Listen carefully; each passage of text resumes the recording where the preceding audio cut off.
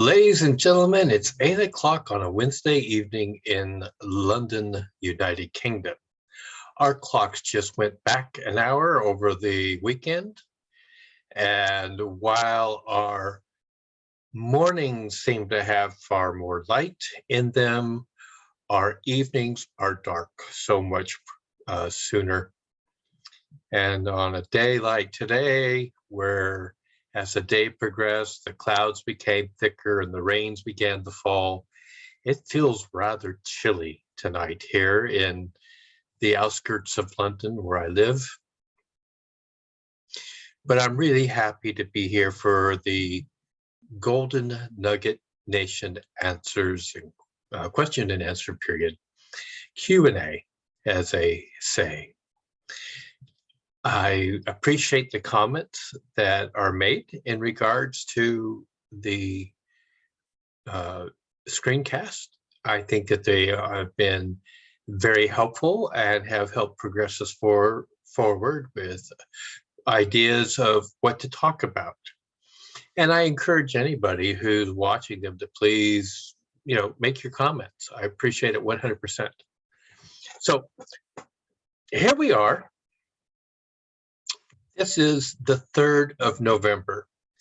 Now, my understanding is tomorrow, the 4th of November, is the festival Diwali.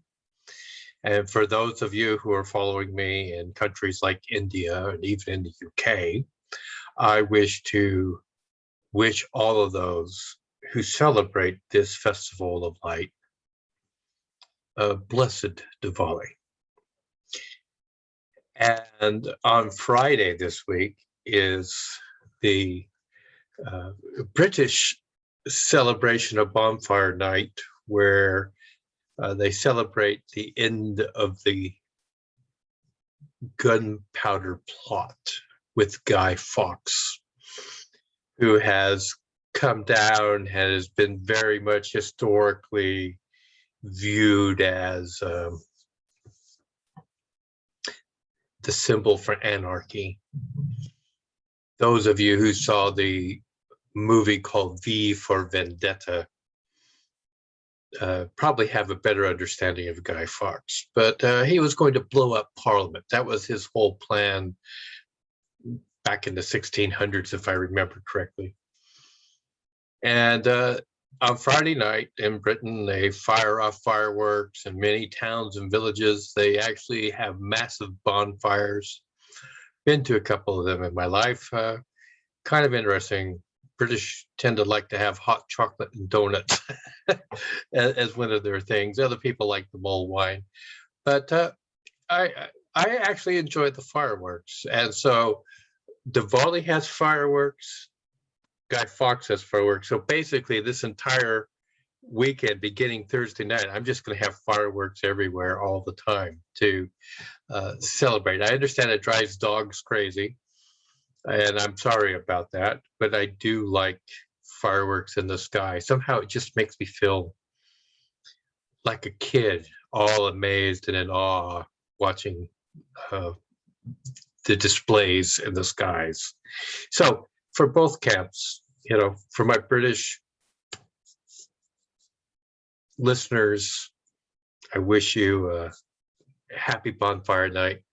And for the people who celebrate the festival of Diwali, you have my greatest wishes for your blessings, not only on the night, but throughout the year. So, as I say, I get questions and answer period here. And I had a question saying, tell me, what are the issues that the average entrepreneur who's just starting out seems to come up with?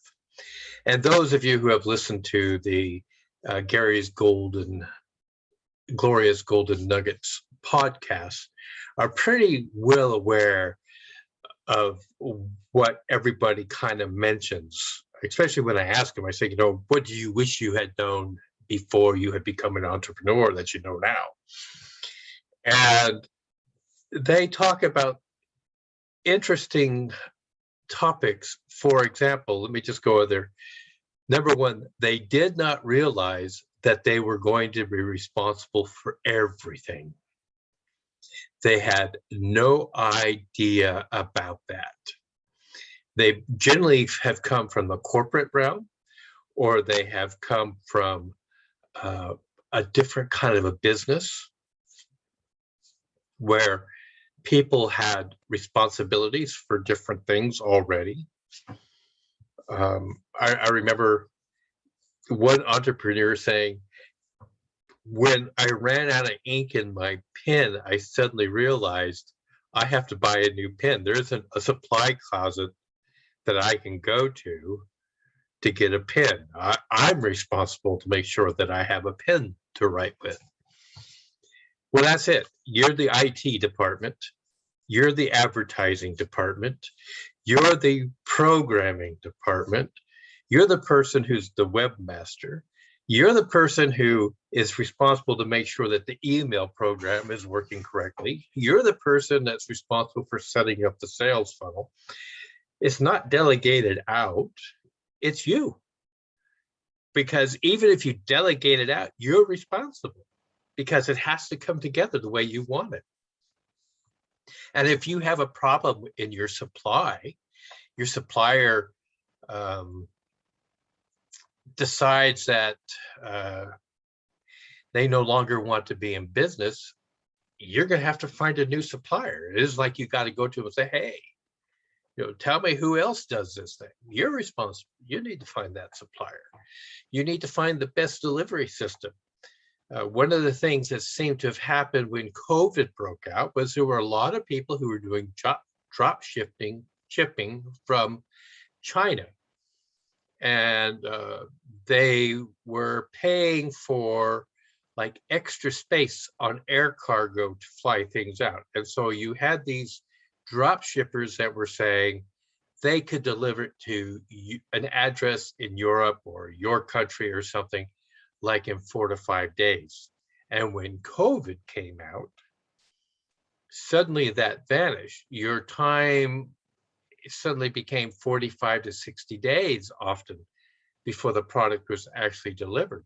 So because of that problem, that isn't the shipper going to contact these people and say, hey, we're really sorry. We know that it was 4 to 5 days in the advertisement when you were reading all about this, but things have changed. No, that's you. You have to contact everybody. You have to make it right.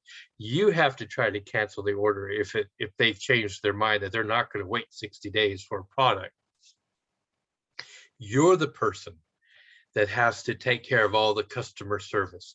You're the person that has to take care of all the after sales information. That's just the way it is. You are responsible for everything. And a lot of people say they never recognized that when they came in to the concept of being in business for themselves as an entrepreneur.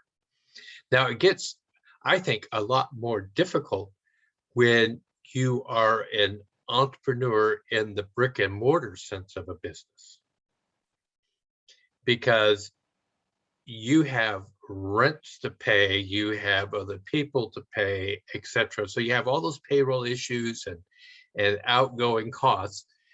Being online, you kind of minimize a great deal of that, because really all you need is a laptop, an internet connection, and your phone. And you can be working from almost anywhere in the world, as long as you just continue working digitally. Now, another thing that a lot of entrepreneurs tell me is that they are used to this 9 to 5 work idea. Some people say, well, actually I work from 9 to 6 or 9 to 7. That's great. But as an entrepreneur, you're responsible. Somebody calls you at 11 o'clock at night, you're the guy that has to answer the phone. You're the person who has to take care of the issue.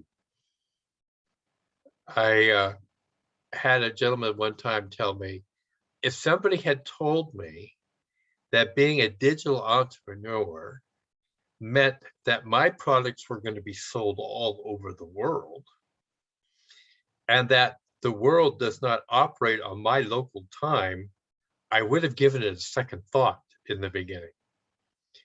But they're telling me, they say, I get messages that are important and require my attention at 3 a.m.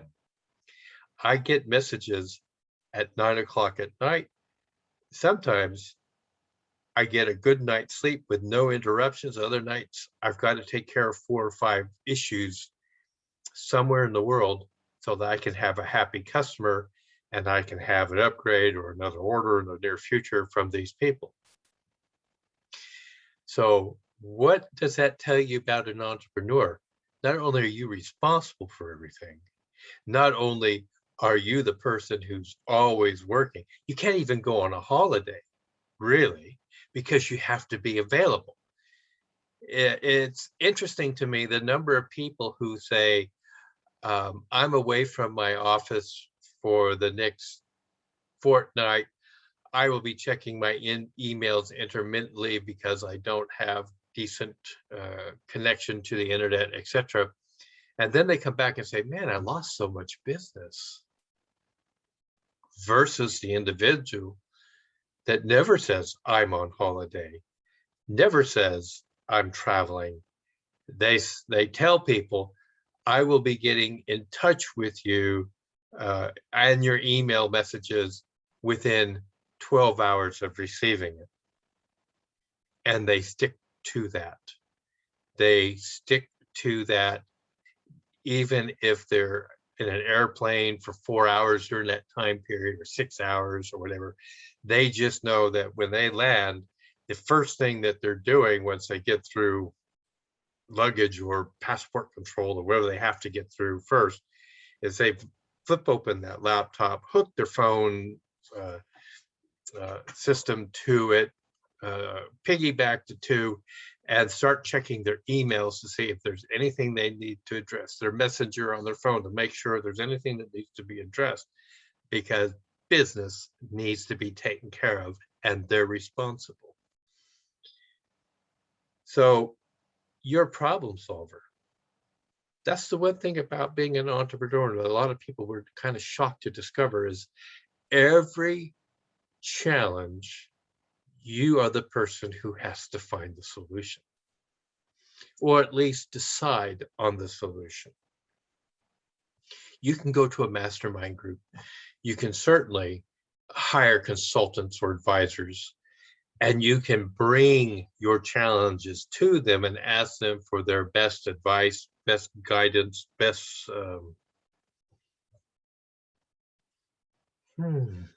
insights. But ultimately, it's your business. You have to make the decision. And you have to firmly believe that that is the right decision and that you're going to follow through from that viewpoint.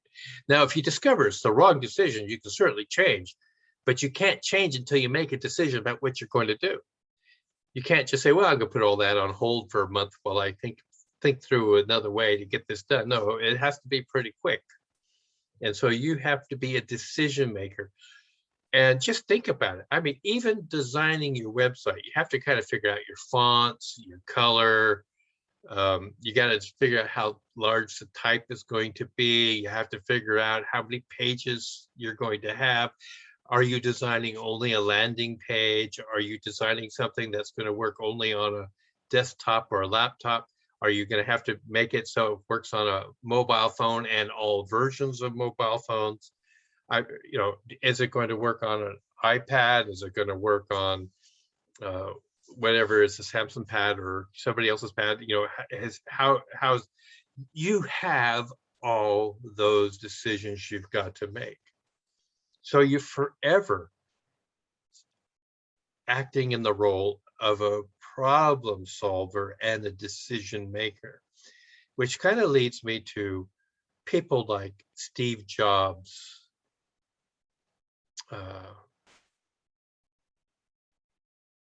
that Jack guy on Twitter, Jack Dorsey on Twitter, Mark Zuckerberg. Have you ever noticed that they tend to wear the same clothes? Steve Jobs always had like a black turtleneck and jeans. Steve Jobs seems to always wear a green T-shirt and jeans, unless they're standing in front of Congress or something and they're going to testify. Then they wear a suit. But they seem to have a closet full of green T-shirts and jeans, or black turtlenecks and jeans. And I believe that is solely because of decision fatigue. They get so tired of trying to make good decisions that what they've come up with is, I look good in this, I'm comfortable in this, it's appropriate for wear, that's what I'm going to wear to the office. I'm not going to make any further choices. Just go and do that. I once worked with a colleague called Topher. And Topher once told me that when he goes shopping for clothes, he tells me, he says, I buy 3 shirts that are the same, 3 coats and trousers that are the same that go with those 3 shirts. I also buy another set of 3 and another set of 3. And I said, really? He says, absolutely. And I do this until I have 5. And he says, if you look, you'll see every Monday I come in with the same shirt, the same coat, the same trousers. On Tuesday, it's a different color shirt, different coat, different trousers. But if you track it every week, you'll see that. And he says, and I found that if I have to hang them, I hang them up in the closet. And if I give them 3 weeks, all the creases will kind of naturally fall out. And it always looks nicely pressed when I dress up in them on the 4th week after I've worn them. So he got rid of his decision of what he was going to wear and how he was going to take care of what he wore one time. And then for the rest of the year, that's what he wore. So there's a lot of ways that we can deal with decision fatigue. I've used to think it would be really nice to go buy really nice, expensive suits, because I was one of the people who work with a suit, you know, working in like executive positions, etc. And then I discovered something really interesting. I was in an elevator one day, and being a young manager in this company, I'm in an elevator and some guy walks in and he's wearing jeans and a t-shirt that says AC/DC. He's got a hole in his knees. He's got Birkenstocks on. And I said, you know, are you employed here? And the guy says, oh yeah. And I said, wow. I said, I don't want to be stepping on any toes, but I don't know who your manager is, but that's inappropriate dress for working here. And the guy says, you don't know me, do you? And I said, no, I don't. I'm just a new manager here. He says, well, my name is so-and-so. I'm a CEO of the company. And he said, I started this company so I could dress the way I wanted to dress, but you have to wear the suit. And that's when I discovered that a lot of people who wear suits are wearing them because they don't get to wear jeans and t-shirts like the guy who started the company. So that's kind of like a benefit of being a CEO. You can choose what you want to wear, and you decide how you want to be dressed and how you mostly want to present yourself to the public. And it's the way it becomes your brand, of who you are and what you do. And it also helps you to avoid all of this decision fatigue that might be created by just making decisions there. Okay, what tie do I put on? What color shirt do I put with this? You know, I wore that suit. Maybe these guys don't care. You just see them dressed the same way. Everybody knows that they're clean. Everybody knows it's not the same clothes as yesterday, and they move on, and they make a fortune. So just keep that little bit in mind as an entrepreneur. Being an entrepreneur, there is a huge, huge steep learning curve. New entrepreneurs who come in are oftentimes shocked, because they're responsible for everything, how much they have to know or learn that they didn't know before. And it's not like the big picture, it is the little tiny details. I was once with the founder of a chain of frozen food goods in the UK. And he asked me if I had time. He needed to go to a store to talk to one of his managers. Okay, fine. You know, we're driving around in his Bentley. I don't care. Well, wherever you want to go, that's fine. I've got hours to spend with you. So we pull into the shop, and he's walking in there. And the first thing he does is he noticed that there's a little bit of mopping to be done at this point here. And then he notices that one of the freezer bins needs to be fully restocked and have things straightened out, because customers kind of messed everything up as he took things. And by the time he gets back to the office to see the manager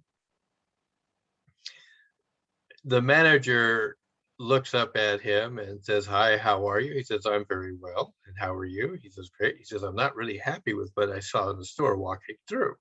He says, "Let me show you what we've got going on." And so they came walking back out, and he showed them, you know, this freezer area that needed to be straightened out and made right. Took them over to the area where there was like, maybe I don't even remember if there was fluid on the floor or it just looked like there was fluid on the floor. But he says this area needs to be mopped. It needs to be made right. Anyways, he showed him about 10 different things. And he says, as a manager of my store, I expect you to pay attention to these small, minor details whenever you're in the shop, and you're responsible to make sure they're taken care of when you're not.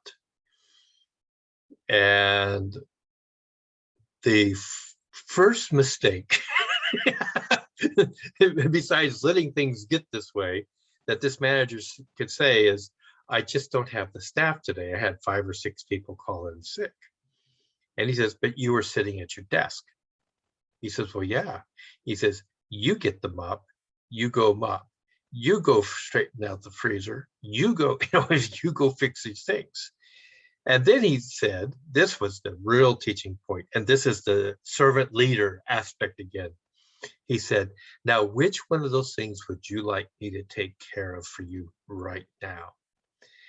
And he said, "Oh, you don't have to do anything." He said, "No." He says, "Which one would you like me to do? I'm happy to go mop the floor. I'm happy to go straighten out that freezer, make it right. I'm happy to do this. I'm happy, just name one, because I'd like to remove that burden from you. You just tell me which one you like." He says, "Well, could you just go mop that floor?" He says, "Happy to go do that." And he went out there, and I mean, he mopped about 10 meters of the floor, a lot bigger than anything else. And, he put the little plastic signs up, and he mopped it all up really nice and clean. And he mopped it with really hot water, and it just seemed to almost dry instantly after he did it. He pulled everything back up, walked back out, walked up to one of the cashiers that was just kind of like standing there at the till, not doing anything, waiting for the next customer to come up. And she says, "I want you to go restock those and keep an eye, because it's close enough, you can keep an eye on till. Anytime a customer comes up, you just run right over here and take care of them, but you go take care of this." And he walked back and he told the manager, he says, "I've got your lady on the till to take care of that for you. Happy to help you out, but you need to delegate. You're the manager. You need to take care of business. I'll keep an eye on you." And we left. And we got into the car and he said, you know, I don't think I'll ever have to talk to him again. And I said, oh, really? And he says, yeah, I think he got the message. I think he understands. He's responsible. That's the problem. Most managers don't realize that. So, ladies and gentlemen, being an entrepreneur means you're responsible for all those things. But here's something else. Echo chambers. The world is full of echo chambers. If you want to find people who agree with you, they're out there. Most of the time, this is the problem with just going to family and friends. Nobody wants to hurt your feelings, so they'll just say, oh, that's a good idea. That's great. Go out to people who don't love you and tell them what you want to do, what you think. Go find those advisors who will tell you the word no, or who will advise you a better way to address what it is you want to do. This is not politics. This is not, what is the word I want to find? This is not simple, although it sounds really simple. But people like to find groups where people are like them and in agreement with them. You've seen this all the time in politics. You'll see like one political party that just seems to, within their group, all agree on these really crazy ideas. And then when they have an election, they're shocked that nobody voted for them because they have all these great ideas. And the truth of the matter is, they didn't talk to people who were outside of their circle to find out what they thought, what they felt. A lot of times they like to go, oh, well, we'll just go to other people in our party. Well, if I'm contributing to you, if I'm part of your party, I just want to kind of agree with you because I'm nobody. Go find somebody who's somebody and ask them for help, guidance, mentoring. Go find a group of cutthroat, hardcore winners, and they can tell you, I don't think you're going the right path. There's a lot of groups where people will kind of just want to hear that they're good, that they're doing great, that they're wonderful, that they're good at person. Avoid the echo chamber. This is the one thing that many entrepreneurs said to me they wish they had learned to avoid, because they would go with their ideas or their plans or their advertisement campaigns, and they would take it to people who would say, oh, wonderful. Oh, I like that. You did that? Oh, you're so wonderful. You're amazing. You're marvelous. And what they really needed was somebody to say, that would attract my attention. Who's your avatar? Is the avatar supposed to be me? Because you totally missed me. I don't see any reason for your product. Hard to hear, but very valid information, particularly if you're going to be paying for advertising. Because paying for advertising can be terribly expensive. I can testify to that. It is terribly expensive, and you lose if you haven't done it correctly, if you haven't correctly identified your avatar, if you haven't correctly identified the pain and the agony that the person is, so that you can bring them the solution that you want to offer. Ladies and gentlemen, that's going to be it for this week.